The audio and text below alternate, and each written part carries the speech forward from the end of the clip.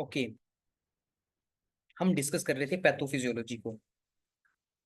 तो होता ये है कि जब प्रॉक्सिमल एयरवे में गॉबलेट सेल्स के नंबर ज्यादा होंगे, गॉबलेट सेल्स नंबर ज्यादा होने की वजह से गॉबलेट सेल्स का क्या फंक्शन है, जल्दी से बताएं। अभी हमने डिस्कस किया फंक्शन क्या है गॉबलेट सेल्स का।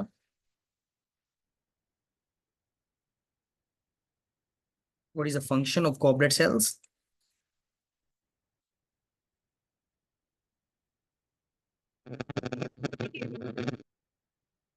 टाइप करके भी आप बता सकते हैं। Yes, good. म्यूकस प्रोडक्शन, ये फंक्शन है गॉबलेट सेल्स का।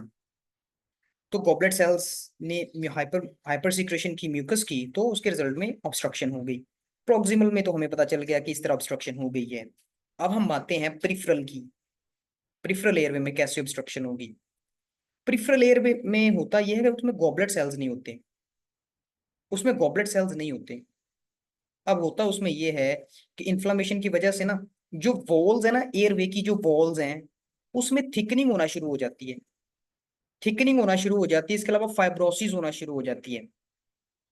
थिकनिंग होती है, फाइब्रोसिस होती है।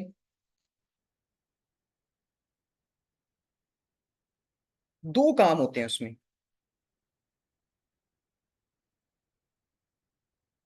एक तो फाइब्रोसिस और दूसरा थिकनिंग। एक मिनट।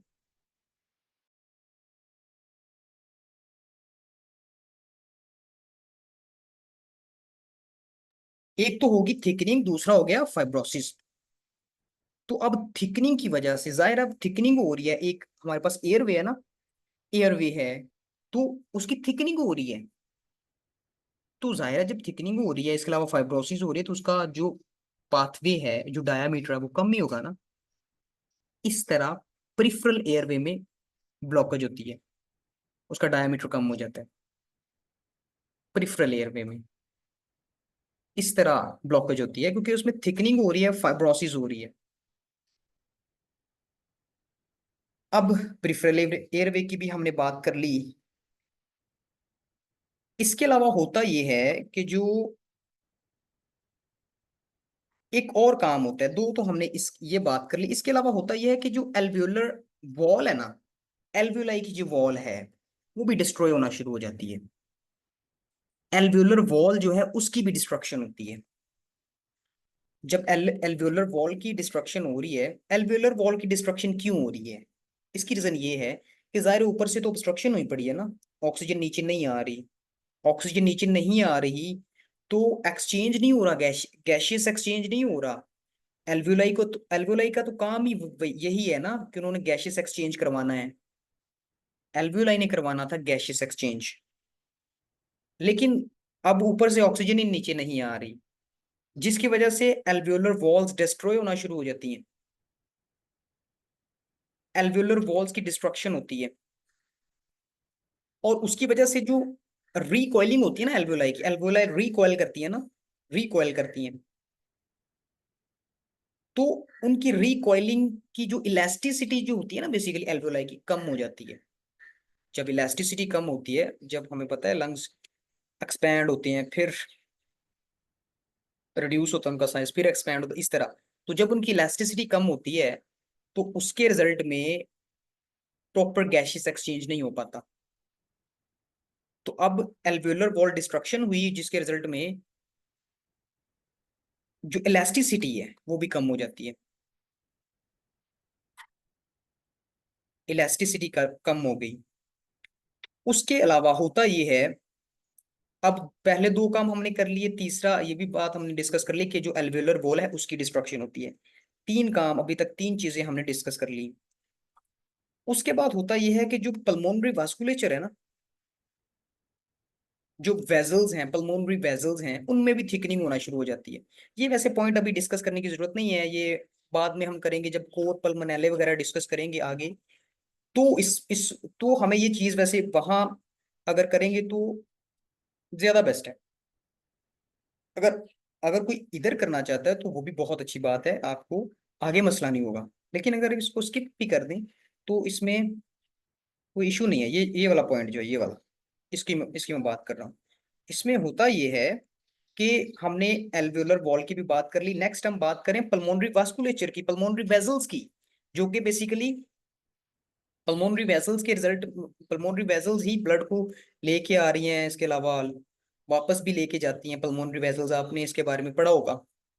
तो जो पल्मोनरी वेस्कुलेचर है ना, उसमें भी थिकनिंग हो जाती है। जब उसमें थिकनिंग होती है ना, तो वो पल्मोनरी हाइपरटेंशन को लीड करता है। पल्मोनरी, जाहिर है वेसल्स हैं, वेसल्स में थिकनिंग होगी, डायमीटर कम हो गया ना वेसल्स का। जब डायमीटर कम हो गया तो फिर हाइपरटेंशन होती है। अब ये हाइपरटेंशन आगे मजीद फर्दर आगे कोर पल्मोनैलो को लीड करती है, वो हम बाद में डिस्कस करेंगे। अभी तक मुझे बताएं, ये पॉइंट्स क्लियर हैं? 4 पॉइंट्स हमने मेजर डिस्कस किए, proximal airway, peripheral airway, एल्वेओलर wall destruction की बात की, इसके अलावा हमने पल्मोनरी वेस्कुलेचर की बात की। क्लियर है ये पॉइंट्स?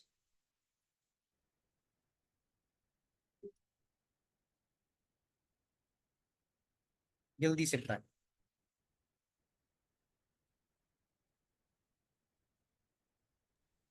Any question? सॉरी, कोई क्वेश्चन है तो आप पूछ सकते हैं। अच्छा, इसके अलावा जो है ना, एक और बात हमने डिस्कस करनी है कि इसमें जो, एक तो एल्वेओलाई डिस्ट्रॉय तो हो रही है, साथ साथ एल्वेओलाई डिस्ट्रॉय तो हो रही है, लेकिन उसके साथ साथ होता ये है कि वो रिपेयर नहीं हो पाती। एल्वेओलाई रिपेयर नहीं हो पाती, क्योंकि हमारी बॉडी में रिपेयर का सिस्टम है, एल्वेओलाई रिपेयर हो जाती है, लेकिन अभी उसका जो रिपेयरिंग सिस्टम है ना, वो भी डिस्टर्ब हो जाता है, रिपेयरिंग नहीं हो पाती। क्यों नहीं हो पाती? होता ये है कि प्रोटीनेसिस एंजाइम्स रिलीज होते हैं, प्रोटीनेसिस एंजाइम्स रिलीज होते हैं क्रॉनिक इन्फ्लेमेशन के रिजल्ट में। एल्वेओलाई से प्रोटीनेसिस एंजाइम रिलीज होते हैं, जो कि एल्वेओलाई की रिपेयरिंग को कम कर देते हैं। एल्वेओलाई रिपेयर नहीं हो पाती, ये इसमें पॉइंट लिखा हुआ है, ये वाला। अब वो रिपेयर नहीं हो पा रही, एक तो डैमेज तो हो ही रही है, डैमेज तो हो ही रही है पहले ही, एल्वोलाई वो डैमेज हो रही है पहले ही, डिस्ट्रक्शन हो रही थी एल्वोलाई की। अब वो रिपेयर भी नहीं हो पा रही एल्वुलर वॉल्स, क्योंकि प्रोटीनेसिस एंजाइम रिलीज होते हैं, वो मजीद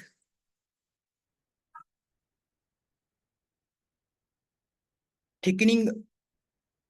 ओके, इसको मैं बताता हूँ, अभी जो क्वेश्चन आपका इसको मैं डिस्कस करता हूँ। अच्छा, तो प्रोटीनेसिस एंजाइम ने क्या किया, उसकी जो रिपेयरिंग थी ना, वो भी नहीं हो पा रही अभी। जब रिपेयरिंग नहीं हो पा रही, तो मजीद एल्वुलाई, एल्वुलाई मजीद डैमेज होना शुरू हो जाते हैं। वो मजीद जब डैमेज होते हैं, तो उस कंडीशन को हम कहते हैं emphysema.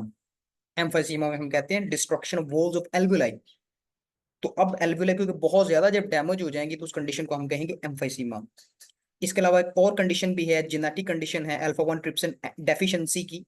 Alpha one anti trypsin deficiency के रिजल्ट में भी जो एल्वुलर वॉल्स हैं, वो डिस्ट्रॉय होना शुरू हो जाती हैं, वो डिस्ट्रॉय होना शुरू हो जाती हैं, जिसके रिजल्ट में एम्फाइसीमा डेवलप होता है। तो ये इसकी पैथोफिजियोलॉजी के मेजर पॉइंट्स हैं। क्लियर? कोई क्वेश्चन हो तो आप पूछ सकते हैं।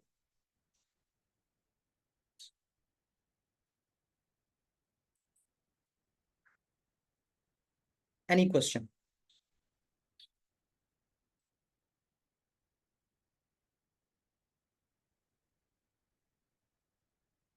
ये इसकी पैथोफिजियोलॉजी है। अब मैं आपको बताता हूँ, इधर फ्लो चार्ट बना होगा, या आपकी बुक्स में होगा, आपकी बुक्स में होगा, जो न्यू एडिशंस हैं ना, उधर एक फ्लो चार्ट बना होगा। ये ओल्ड एडिशन जो आपके सामने।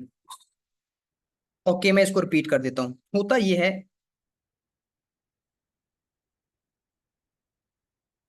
नो,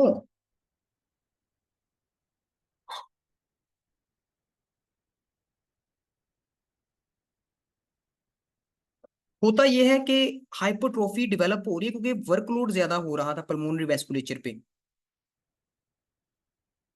पल्मोनरी वेस्कुलेचर पे वर्कलोड बहुत ज्यादा डेवलप हो रहा था, क्योंकि उसका काम था गैसेस एक्सचेंज करवाना, लेकिन अभी गैसेस एक्सचेंज नहीं हो पा रहा अच्छे तरीके से, क्योंकि एक तो एल्वेलर वॉल्स डैमेज हो रही हैं, दूसरा एक ऑक्सीजन नीचे ही नहीं आ रही, क्योंकि पहले ही ऑब्स्ट्रक्शन हुई पड़ी है, तो ऑक्सीजन नीचे आएगी नहीं, और कार्बन डाइऑक्साइड बाहर जाएगी नहीं। जिसके रिजल्ट में प्रॉपर गैसेस एक्सचेंज नहीं हो पाएगा। तो अब पल्मोनरी वेजल्स पे तो उस पे तो प्रेशर पड़ेगा, क्योंकि गैसेस एक्सचेंज प्रॉपर नहीं हो पा रही, उस पे प्रेशर पड़ता है, जिसके रिजल्ट में उसके सेल्स अडेप्ट करने की कोशिश करते हैं, हाइपरट्रॉफी हो जाती है उनमें, उनमें हाइपरट्रॉफी हो जाती है, थिकनिंग भी होती है, हाइपरट्रॉफी भी होती है। क्लियर। अच्छा, प्रोटीनेसिस ये होता है कि प्रोटीनेसिस जो एंजाइम्स है ना, प्रोटीनेसिस एंजाइम्स रिलीज होना शुरू हो जाते हैं इन्फ्लेमेटरी प्रोसेस के रिजल्ट में। एल्वेओलर वॉल से प्रोटीनेसिस एंजाइम्स रिलीज होते हैं। और ये प्रोटीनेसिस एंजाइम का काम ये है कि जो एल्वेओलर वॉल्स हैं ना, उन उनकी रिपेयरिंग वैसे तो हो जाती है, लेकिन प्रोटीनेसिस एंजाइम उनको रिपेयर होने नहीं देते। जब वो रिपेयर नहीं होंगी तो एल्वेओलर वॉल्स मजीद डिस्ट्रॉय होंगी। जब जब बहुत ज्यादा एल्वेओलर डिस्ट्रॉय होंगी तो उस कंडीशन को हम कह देते हैं एम्फाइसीमा। क्योंकि हमने कहा एम्फाइसीमा में एल्वेओलर वॉल्स डिस्ट्रॉय होती हैं, एल्वेओलाई डैमेज होती हैं। क्लियर यहां तक।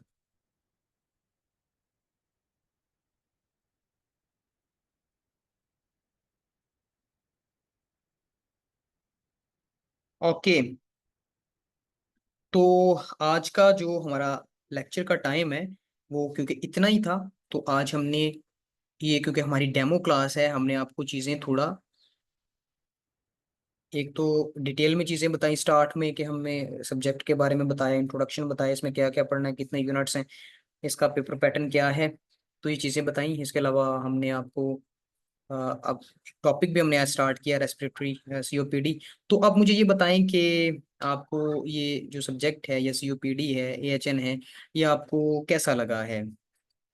टफ है, इजी है, या फिर पैथोफिजियो जो हमने आपको ये पढ़ाया, इसका क्या फीडबैक आप देना चाहेंगे? What are your feedback? Okay, interesting, good, that's really good. आपको जैसा लगा आप फीडबैक दे सकते हैं हमें। गुड।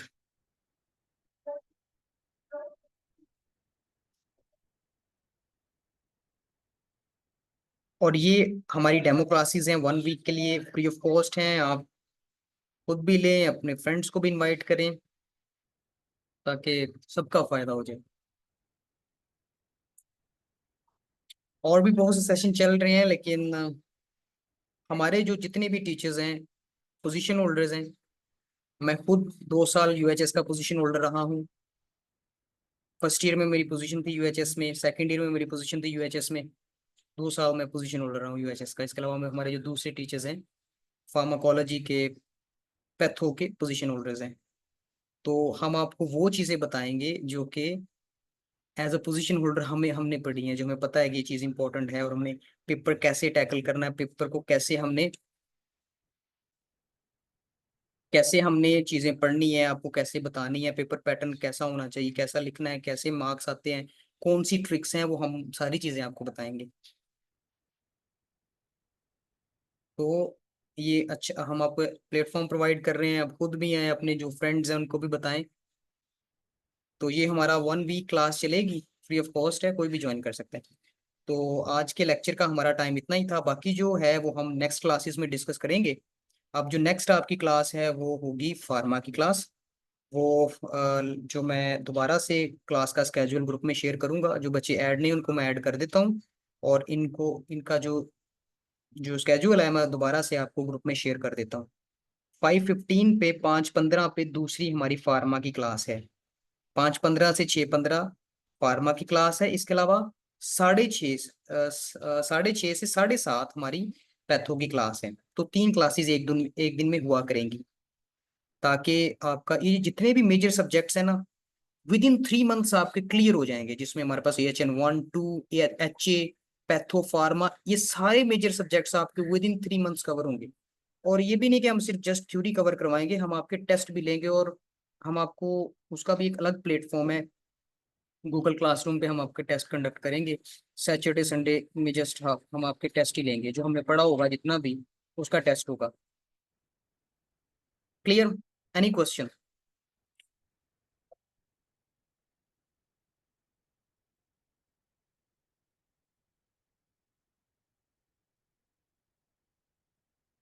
ओके, तो आज का लेक्चर हमारा इतना ही था। किसी का कोई क्वेश्चन हो तो आप ग्रुप में मुझसे पूछ सकते हैं। खुदा हाफिज।